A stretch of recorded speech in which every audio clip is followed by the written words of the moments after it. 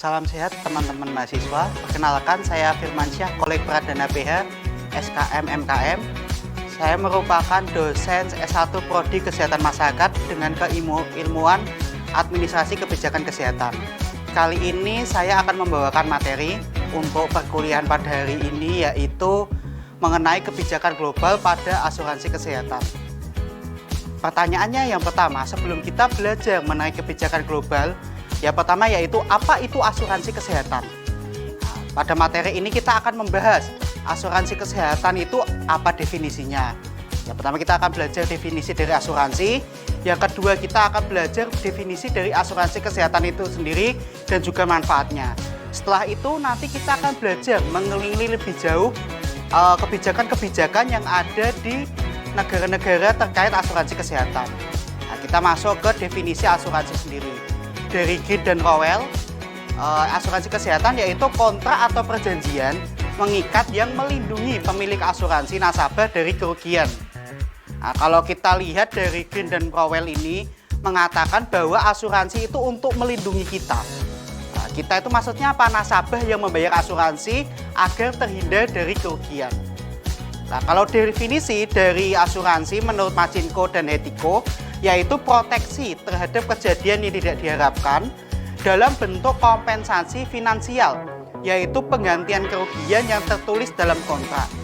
Nah, dari Machinko sendiri dan Hachinko itu dijelaskan secara rinci bahwa yang diganti apa? Berupa kerugian finansial, nanti kita akan mendapatkan timbal balik berupa finansial itu sendiri. Nah, maka dari itu inti dari asuransi yaitu sebuah kontrak antara dua belah pihak, yaitu yang pertama pemegang polis asuransi dan yang kedua yaitu pihak perusahaan asuransi itu sendiri. Nah, jadi ada dua belah pihak yang bekerja dalam asuransi. Yang pertama yaitu konsumen, yaitu pemegang polis, yaitu masyarakat biasanya atau perorangan, dan yang kedua pihak perusahaan asuransi yang menanggung kerugian kita. Nah, mekanismenya bagaimana? Nah, mekanisme dari asuransi sendiri yaitu pihak pemegang polis membayar premi kepada perusahaan asuransi untuk mendapatkan jaminan resiko kerugian suatu kejadian yang tidak diinginkan. Nah, dari ini kita bisa melihat dengan jelas tujuannya bahwa tujuan dari konsumen atau pemegang polis membayar premi itu untuk apa? Atau membayar biaya kepada perusahaan itu untuk apa? Untuk mendapatkan jaminan terhadap resiko kerugian yang tidak diinginkan di masa yang akan depan. Karena kita juga tidak bisa memprediksi masa depan kita itu seperti apa. Bisa juga baik, bisa juga buruk. Nah, kalau baik kita alhamdulillah, kalau buruk kita cegah dengan apa? Dengan asuransi. Contohnya apa? Kejadian tidak kita inginkan. Nah, contohnya kecelakaan, bencana alam, kematian dan lainnya. Nah, itu semua bisa ditanggung oleh asuransi. Nah, kita akan langsung masuk menjelajahi konsep dasar dari asuransi. Nah, asuransi itu muncul di dunia ini karena apa? Setiap orang itu tidak dapat meramalkan berbagai kejadian yang merugikan dirinya atau risiko. Jadi kita itu kan makhluk yang berorientasi dengan pekerjaan sekarang, belajar dari masa lalu, dan kita itu tidak bisa bisa memprediksi dengan pasti kejadian di masa depan itu seperti apa. Ya, kalau misalnya itu merugikan, maka dari itu supaya kita mencegah agar kerugian itu tidak dapat merugikan kita dengan maksimal, maka dari itu kita perlu namanya asuransi. Ya, seperti tadi, misalnya kita sakit. Nah, sakit kan akhirnya butuh biaya. Nah, supaya biayanya itu tidak ditanggungkan kepada kita, nah itu nanti dibayarkan oleh polis asuransi. Atau sebuah perusahaan, nah, perusahaan mengalami kebakaran. Nah, kebakaran kan itu sesuatu yang tidak kita harapkan kan. Nah, bagaimana supaya perusahaan itu dapat berjalan dengan baik? Nah, tanggungan dari kebakaran itu nanti dibayarkan oleh polis asuransi. Dan resiko dalam hidup seorang itu sejak lahir dan hingga mati dijamin dalam kontrak asuransi. Nah, itu nanti tergantung juga dari kontrak asuransi isinya apa. Lalu dalam kontrak asuransi, salah satu pihak setuju untuk menanggung kerugian yang akan dialami pihak lain. Nah, itu adalah tujuan asuransi. Jadi, pihak dari produsen itu, dari perusahaan asuransi, wajib untuk menanggung kerugian yang dialami pihak yang membayar. Maka dari itu merupakan konsep dasar dari sebuah asuransi. Tadi kita sudah belajar mengenai asuransi, definisinya apa, konsep asuransi itu seperti apa. Sekarang kita masuk ke asuransi kesehatan. Kalau asuransi kesehatan itu pengertiannya hampir seperti asuransi, yaitu perjanjian yang dibuat antara pemegang polis atau konsumen dengan pembayar pihak ketiga atau pemerintah atau juga bisa pihak swasta untuk menanggung seluruh atau sebagian biaya pengobatan atau pencegahan pemegang polis yang dilakukan oleh tenaga kesehatan profesional. Nah, jadi bisa kita simpulkan yaitu asuransi kesehatan itu ada perjanjian antara masyarakat, perorangan, itu nasabah, dengan pembayaran. Nah, pembayarannya kalau di asuransi kesehatan ada dua, yaitu pemerintah atau mungkin di pihak swasta. Nah, gunanya untuk apa? Menanggung seluruh atau sebagian biaya pengobatan.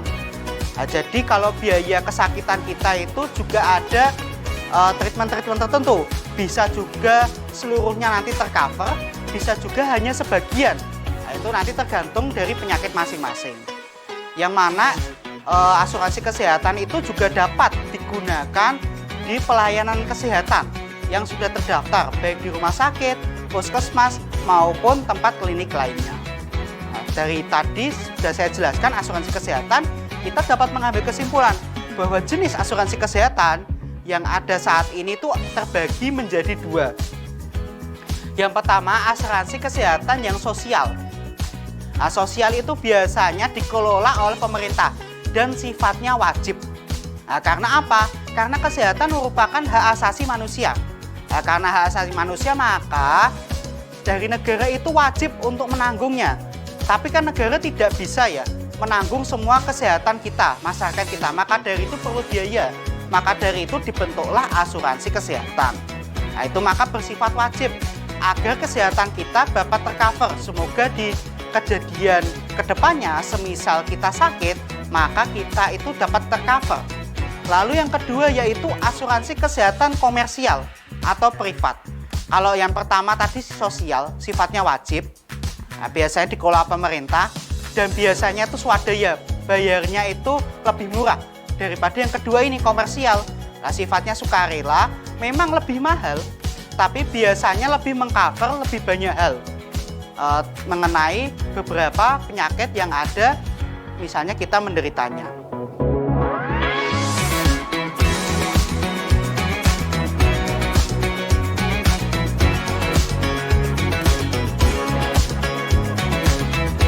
Negara kita ini masih memerlukan sangat banyak dokter. Salah satu cara untuk melengkapi kebutuhan itu, maka pembukaan fakultas kedokteran perlu kita genjot dan optimalkan. Universitas Dian Nuswantoro selama ini sangat responsif menyikapi kebutuhan masyarakat.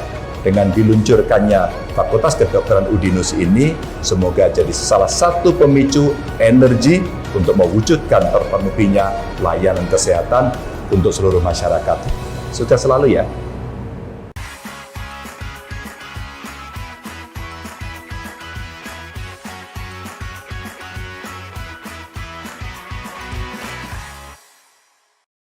Nah, tadi setelah kita belajar apa itu asuransi, definisi dan lainnya, konsepnya, lalu kita juga sudah tahu asuransi kesehatan itu seperti apa.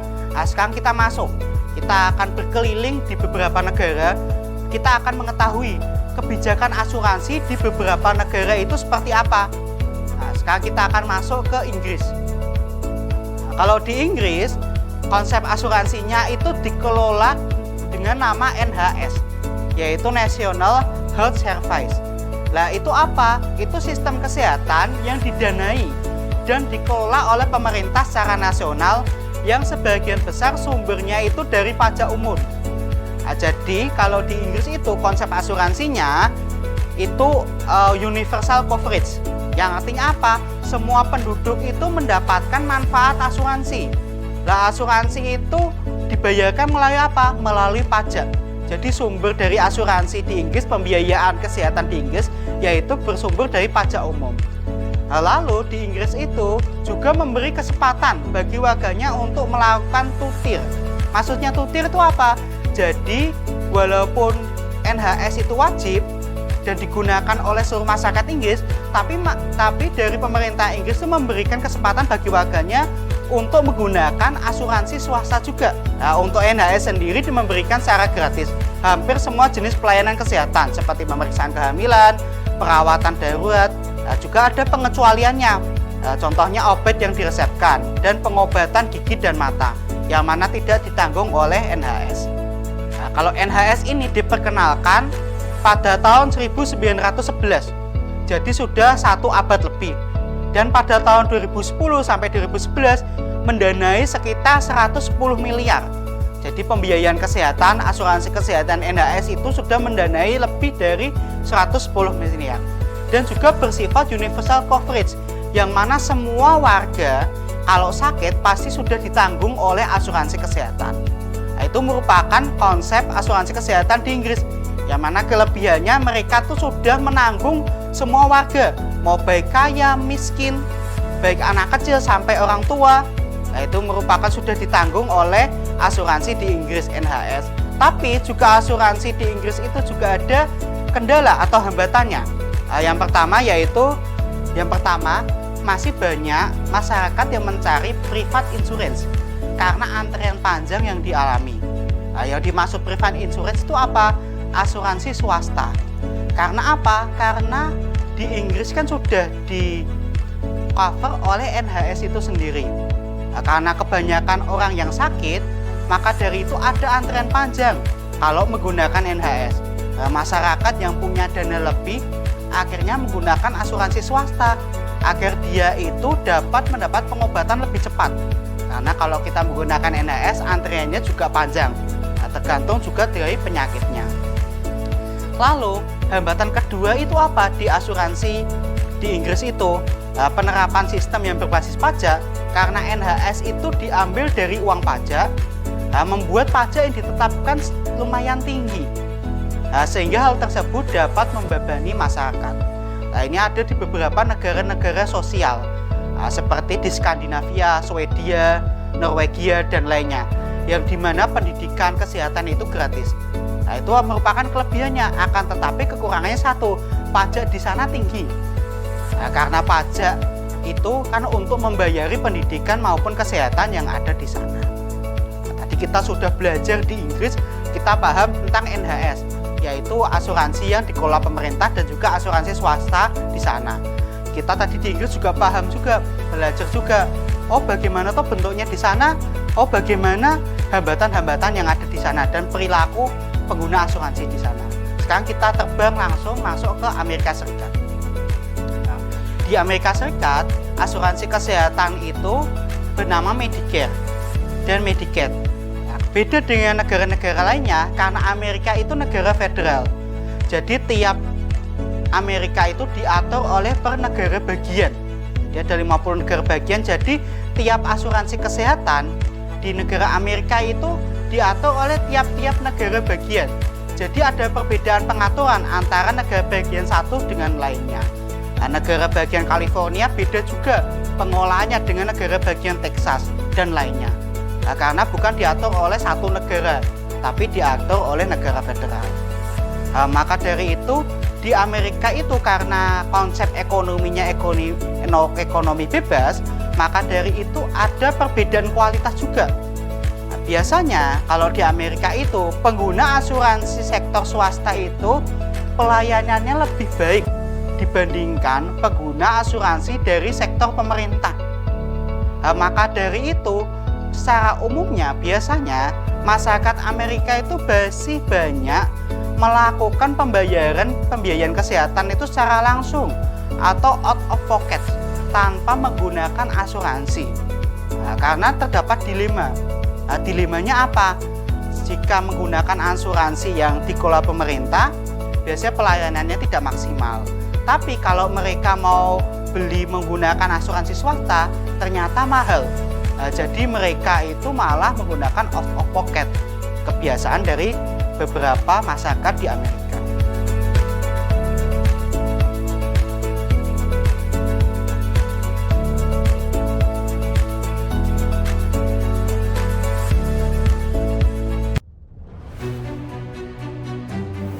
Jadi rumah BUMN Gunung Kidul ini dibangun untuk mendampingi UMKM agar lebih dikenal di banyak kalangan masyarakat. Salah satu dari 4 prioritas programnya adalah ekspor. Kemudian kami dapat tawaran dari PLN untuk mengikuti pameran di Pasar Senggol Turki. Untuk PLN kami menyampaikan yang pertama terima kasih atas kesempatannya selama ini. Jadi selama 2 tahun ini kami diajak untuk ikut pameran G20, kemudian kami diajak untuk kemarin pameran di Turki. Kami berharap rumah BUMN Gunung Kidul binaan PT PLN Persero dapat menjadi wadah bagi UMKM di Yogyakarta dan sekitarnya. Rumah BUMN Gunung Kidul dari Yogyakarta untuk dunia.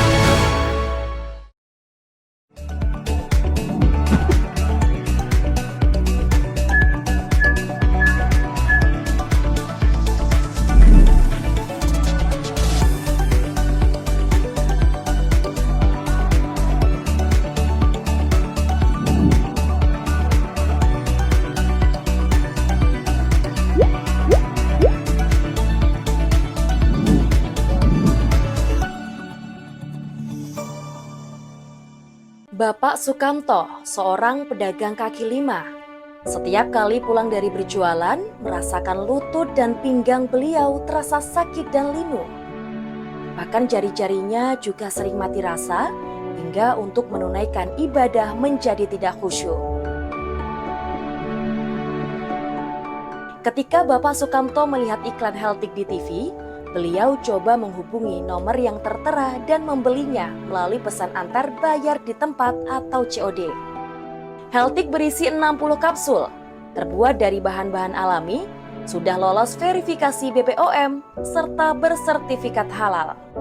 Kini beliau tidak takut lutut serta pinggangnya terasa sakit dan linu lagi.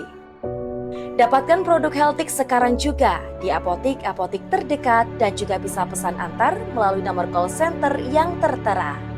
Nyeri sendi dan linu-linu, Healthic solusinya.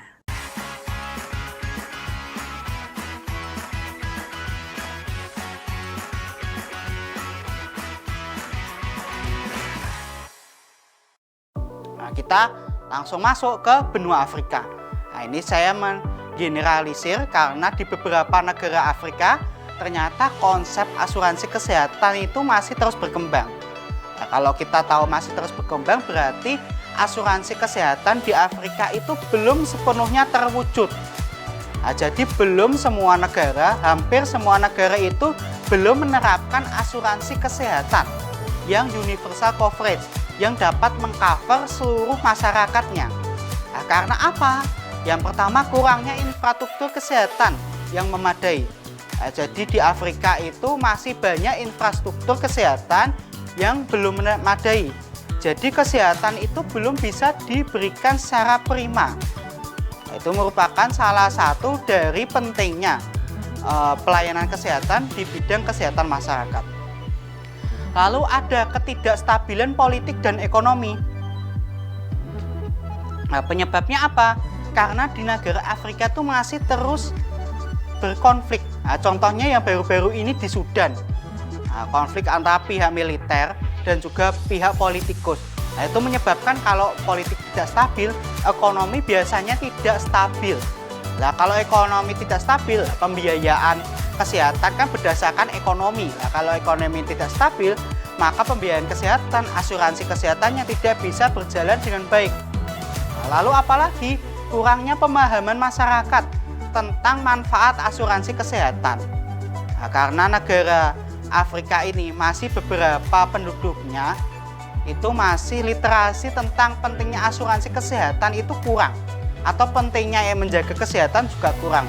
Nah, memang 3 faktor ini yang menyebabkan negara Afrika itu belum sepenuhnya dapat melaksanakan asuransi kesehatan dengan baik. Saya hanya sepil satu yang masih sudah berhasil menggunakan konsep asuransi di benua Afrika, yaitu negara Rwanda. Nah, kalau negara Rwanda ini sudah berhasil meluncurkan asuransi kesehatan nasional pada tahun 2008. Asuransi kesehatan nasional yang di Rwanda ini sudah menawarkan kesehatan dasar, seluruh penduduk negara tersebut. Nah, mencakup imunisasi, kehamilan, dan juga perawatan UGD. Nah, ini di tahun 2008. Nah, itu masih jauh ya, kalau di Indonesia itu baru diterapkan di tahun 2014. Nah, tadi saya menyinggung soal Indonesia, kita langsung masuk ke konsep asuransi yang ada di Indonesia. Nah, di Indonesia ini, asuransi sebenarnya sudah lama, sudah ada sejak pemerintahan era Soekarno. Akan tetapi, asuransi yang berbasis universal coverage, yang berbasis masyarakat itu mendapatkan semua asuransi, itu baru dimulai tahun 2014 dengan dibentuknya BPJS Kesehatan. Nah, walaupun nama BPJS Kesehatan sudah ada sebelum tahun 2014, tapi pekerjaan BPJS melindungi semua asuransi yang ada di Indonesia itu baru mulai terbentuk tahun 2014. Nah, di mana peserta itu membayar iuran bulanan kepada BPJS Kesehatan. Nah, BPJS Kesehatan ini seperti asuransi yang saya jelaskan jenis pertama, yaitu asuransi yang bersifat global atau yang dikelola oleh pemerintah. Nah, selain BPJS Kesehatan, di Indonesia itu juga ada jenis asuransi kedua, yaitu asuransi dari perusahaan asuransi swasta yang menawarkan produk asuransi kesehatan yang lebih lengkap dan juga lebih fleksibel.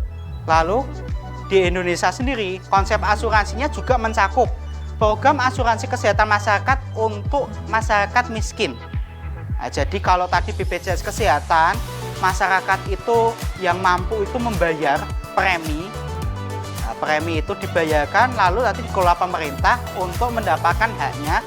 Nah, juga ada pemerintah Indonesia juga menjamin orang miskin untuk mendapatkan asuransi kesehatan. Nah, melalui program apa namanya? Program JKN KIS, yaitu Program Jaminan Kesehatan Nasional Kartu Indonesia Sehat. Jadi di Indonesia itu selain masyarakat yang mampu itu membayar asuransi, tapi masyarakat miskin yang tidak mampu juga akan mendapatkan asuransi kesehatan dengan gratis, yaitu dengan program JKN KIS. Nah, kendalanya konsep asuransi di Indonesia ini masih rendahnya kesadaran masyarakat tentang manfaat asuransi kesehatan, terutama pada golongan pendapatan rendah. Nah, jadi di Indonesia walaupun sudah dibuat konsep BPJS Kesehatan, sudah ada JKN KIS, akan tetapi masyarakat itu belum sadar akan pentingnya asuransi kesehatan, terutama di golongan pendapatan rendah. Karena mereka itu seperti Indonesia kan sifatnya easy going ya. Jadi takdir itu ya hidup itu tenang mengalir seperti di sungai. Nah, itu kan kadang-kadang kalau misalnya hidupnya bahagia, masih dapat hal positif ya alhamdulillah. Tapi kalau misalnya ternyata di masa depan sakit dan lainnya, nah itu kan tidak ada yang mengkompensasi. Maka dari itu masih minimnya literasi dari masyarakat yang golongan pendapatan rendah untuk memanfaatkan BPJS. Nah, selain itu, akses pelayanan kesehatan daerah terpencil itu masih perlu dibenahi. Nah, konsep asuransi di Indonesia. Nah, yang terakhir juga ada persepsi dari masyarakat mengenai tidak pentingnya manfaat dari asuransi kesehatan, atau masih ada persepsi bahwa ternyata itu BPJS kalau kita menggunakannya biasanya di nomor 2-kan atau pelayanan tidak diberikan baik daripada kita out of pocket atau membayar sendiri. Nah, itu merupakan kekurangannya yang itu harus ditanggapi serius oleh pemerintah. Tadi merupakan materi yang telah saya jelaskan. Nanti kita sudah belajar mengenai definisi dari asuransi, kita belajar mengenai asuransi kesehatan itu apa, dan kita belajar juga kebijakan-kebijakan asuransi di berbagai negara. Nah, setelah ini kita jadi paham, ternyata asuransi kesehatan itu di berbagai negara itu beda-beda. Nah, dan juga banyak faktor yang mempengaruhi, ya ini ekonomi, budaya, dan juga politik itu juga mempengaruhi dari asuransi kesehatan itu sendiri.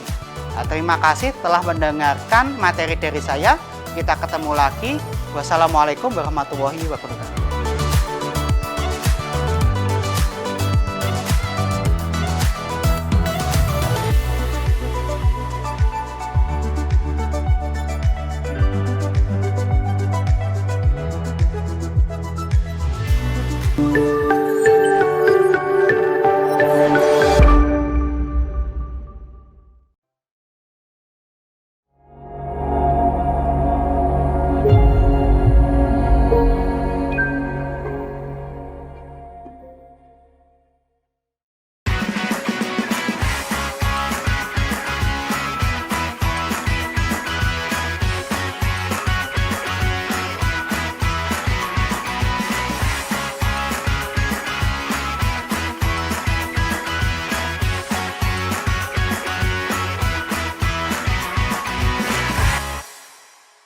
Salam sehat teman-teman mahasiswa. Perkenalkan, saya Firmansyah, Koleg Pradana PH SKM MKM. Kita kembali lagi untuk belajar mengenai apa itu konsep dari sistem informasi kesehatan. Belum kita menjelajahi, kita memahami tentang sistem informasi kesehatan, perlunya kita untuk memahami pengertian dari sistem informasi kesehatan itu sendiri. Pengertiannya adalah kolaborasi antara manusia, hardware, software untuk memproses dan menghasilkan informasi kesehatan. Jadi di sistem informasi kesehatan itu terdapat 3 input yang penting. Yang pertama itu dari manusianya sendiri, lalu yang kedua itu dari software, dan juga yang ketiga itu dari hardware. Nah, kalau software dan hardware itu biasanya kita sebut sebagai teknologi informasi. Jadi 3 hal ini saling berkolaborasi bersama membentuk sebuah informasi. Nah, informasi itu didapat dari mana? Dari sebuah data. Nah, tadi sudah saya singgung ya, ada data, ada juga informasi. Nah, kita harus belajar ini, data itu apa, informasi itu apa, karena itu merupakan unsur dari sistem informasi kesehatan. Kalau data yaitu kumpulan fakta, dapat berupa simbol, angka, kumpulan angka, kode, atau bahkan kata-kata yang belum punya arti atau makna. Nah, contohnya data itu apa? Skor bola, daftar makanan. Nah, kalau kita tahu skor bola, contoh Chelsea 1, Manchester City 0. Nah, itu merupakan data, kan fakta, akan tetapi belum punya makna, hanya menjelaskan Chelsea 1, Manchester City 0. Nah, kita nanti langsung balik ke informasi. Kalau informasi yaitu data yang telah dianalisis sedemikian rupa sehingga dapat memberikan makna kepada yang memerlukannya. Nah, contohnya apa? Artikel. Nah, kalau tadi kita tahu contoh data itu skor bola, nah, seperti tadi Chelsea 1, Manchester City 0. Nah, itu sebuah data, fakta mentah, raw fact. Nah, kalau informasi itu fakta yang sudah diolah. Contohnya Chelsea 1, Manchester City 0, yang mencetak gol Kai Havertz di Stadion Stamford Bridge pada laga Liga Primer. Nah, itu akan menjadi informasi, sudah jelas. Oh, ternyata Chelsea menang 1-0 itu pada pertandingan Liga Primer. Nah, itu contohnya. Setelah itu tadi sudah saya jelaskan ya, data dan informasi. Nah, masih kurang paham? Karena masih kurang paham, saya jelaskan lagi, ada perbedaan banyak mengenai data apa, informasi itu apa. Nah, perbedaannya itu yang pertama, kalau data itu belum memiliki makna apapun. Kalau informasi sudah mempunyai makna tertentu. Nah, contohnya itu seperti daftar makanan. Kalau kita lihat ya, daftar makanan, kalau mau pesan makanan ada daftar makanan banyak. Makanannya A, harganya A, makanannya B, harganya B, dan seterusnya. Nah, itu merupakan fakta, tapi tidak ada makna apapun. Beda dengan kalau sudah diproses dengan otak kita, nah, nanti akan memunculkan makna tertentu. Nah, contohnya, ternyata makanan di kedai A ini dari daftar makanan yang paling mahal tuh ayam bakar. Sebesar harganya 30.000 contohnya. Yang paling murah makanan di sini nasi putih. Lalu minuman yang paling mahal berapa? Makanan yang paling mahal, minuman yang paling murah berapa? Nah, contohnya seperti itu. Jadi informasi itu sudah punya makna tertentu. Berbeda dengan data yang belum mempunyai makna. Lalu contohnya data masih berupa mentahan. Kalau informasi itu hasil dari pengolahan sebuah data. Nah, contohnya apalagi? Misalnya lampu di jalan lalu lintas berwarna merah. Itu masih mentah, lampu warna merah, selesai. Nah, kalau informasi sudah diolah, lampu merah, pengendara pada berhenti. Nah, itu berarti kita dapat mendapat informasi. Oh, ternyata kalau lampunya merah, pengendaranya berhenti. Kalau lampunya hijau, pengendara jalan. Seperti itu. Jadi, kalau yang data tadi masih mentah, kalau informasi sudah diolah.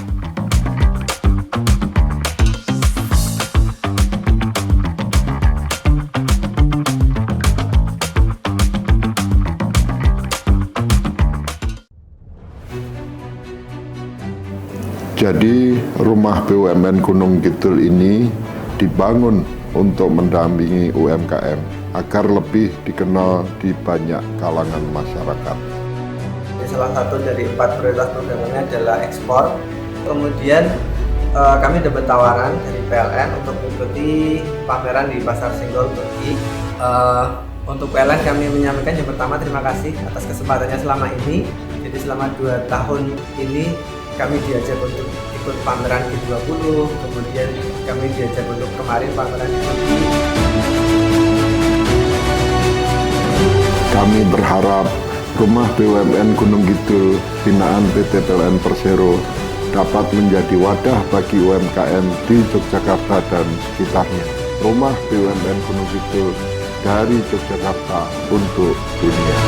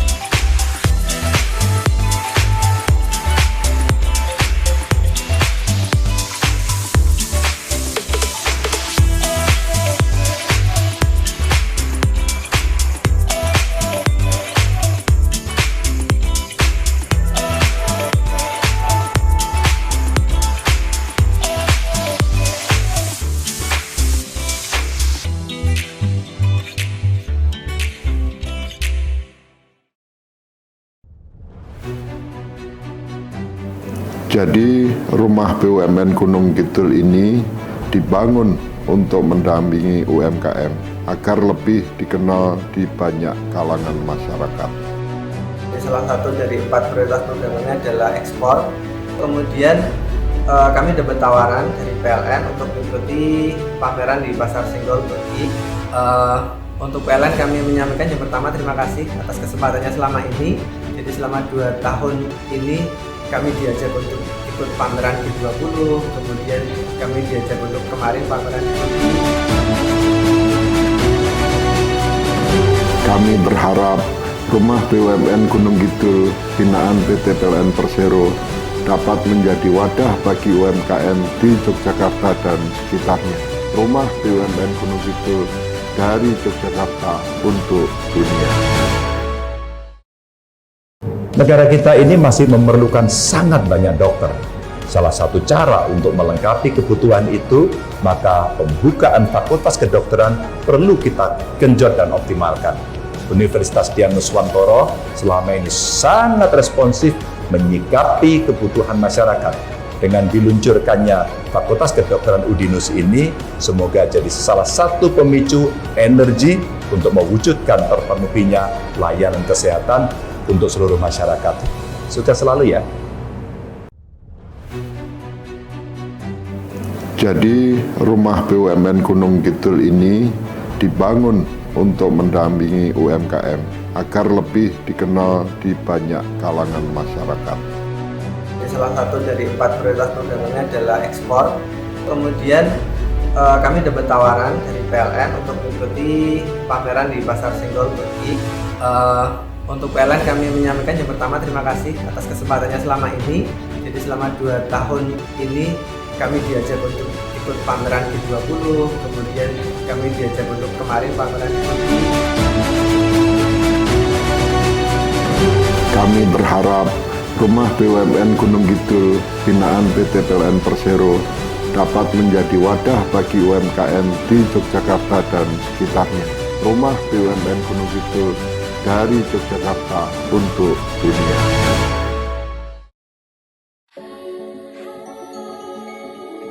Ready to glow with La Tulip Glow BB Cushion. Coveragenya begitu sempurna, sampai Menyamarkan noda pada wajah, menjadikan kulit terlihat halus, lembab, dan selalu terlindungi. Tersedia dalam 3 pilihan warna untuk glowing natural sepanjang hari. Latu Lip Glow Series. Pengen makan enak dan gak ribet?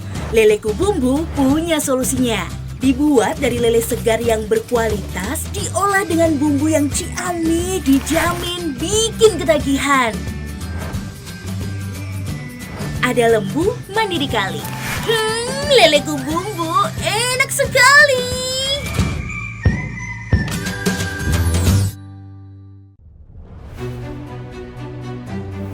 Jadi rumah BUMN Gunung Kidul ini dibangun untuk mendampingi UMKM agar lebih dikenal di banyak kalangan masyarakat. Salah satu dari 4 prioritas programnya adalah ekspor. Kemudian kami dapat tawaran dari PLN untuk mengikuti pameran di Pasar Senggol Turki. Untuk PLN kami menyampaikan yang pertama terima kasih atas kesempatannya selama ini. Jadi selama 2 tahun ini kami diajak untuk ikut pameran G20, kemudian kami diajak untuk kemarin pameran di Turki. Kami berharap rumah BUMN Gunung Kidul binaan PT PLN Persero dapat menjadi wadah bagi UMKM di Yogyakarta dan sekitarnya. Rumah BUMN Gunung Kidul dari Yogyakarta untuk dunia.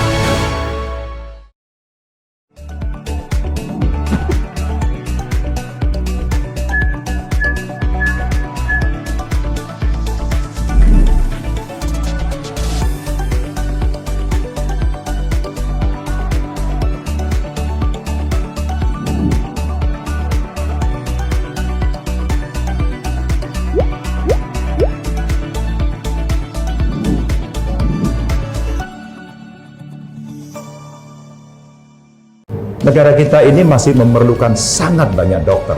Salah satu cara untuk melengkapi kebutuhan itu, maka pembukaan fakultas kedokteran perlu kita genjot dan optimalkan. Universitas Dian Nuswantoro selama ini sangat responsif menyikapi kebutuhan masyarakat. Dengan diluncurkannya Fakultas Kedokteran Udinus ini, semoga jadi salah satu pemicu energi untuk mewujudkan terpenuhinya layanan kesehatan untuk seluruh masyarakat. Sukses selalu ya.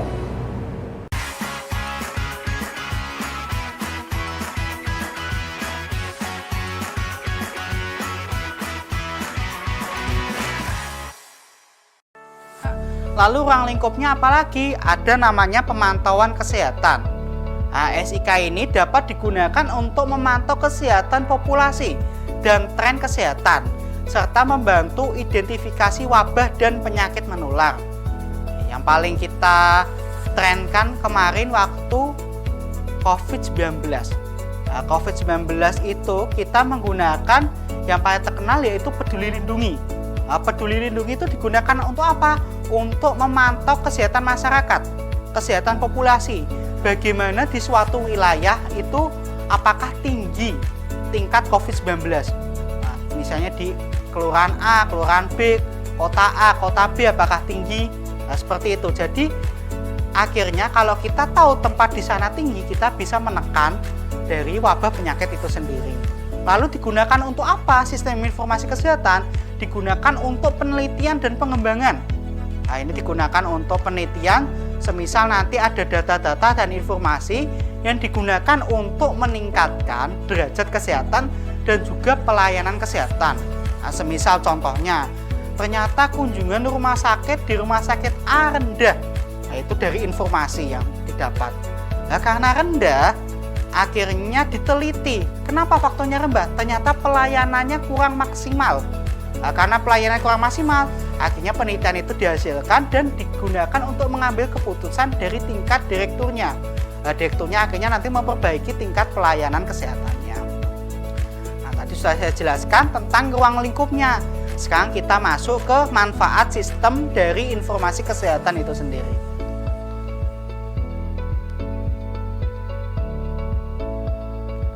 Manfaatnya itu apa? Jadi tadi sudah saya jelaskan ruang lingkupnya. Tujuannya sistem informasi kesehatan itu dapat menjadi alat penting untuk meningkatkan kualitas layanan kesehatan. Nah, dengan caranya bagaimana?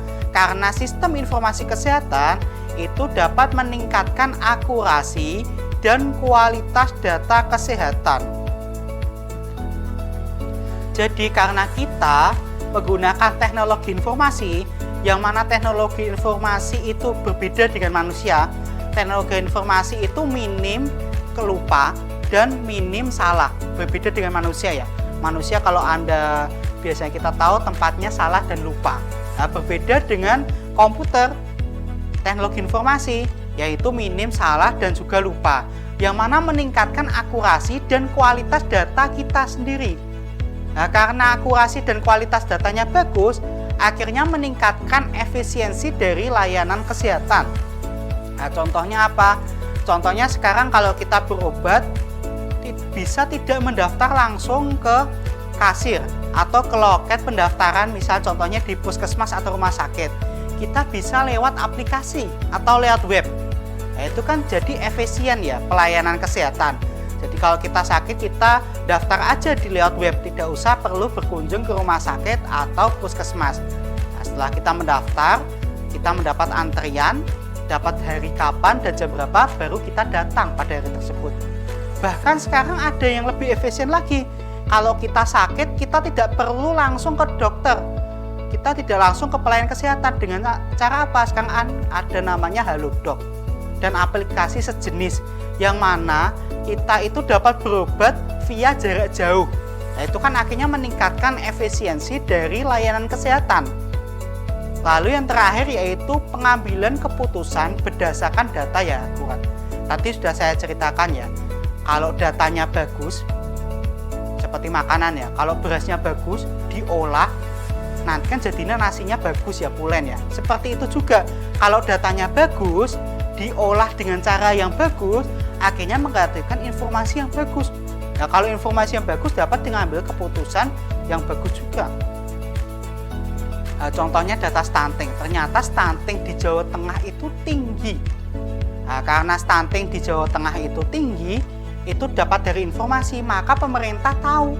Karena informasi tersebut berasal, lalu dapat membuat program. Nah, programnya itu dapat meningkatkan efisiensi dari stunting itu sendiri. Nah, sebelum saya tutup, ada 2 buku yang saya rekomendasikan kepada teman-teman mahasiswa semua jika ingin mempelajari lebih lanjut mengenai sistem informasi kesehatan. Yang pertama, bukunya berjudul Sistem Informasi Kesehatan, karya Irin Putri DKK dari penerbit Wise. Nah, ini merupakan buku jika Anda ingin belajar mengenai dasar-dasar dari sistem informasi kesehatan. Yang kedua, ada buku mengenai sistem informasi kesehatan, kajian COVID-19 melalui sistem. Nah, ini produksi dari Amelia dan kawan-kawan dari penerbit Depublish.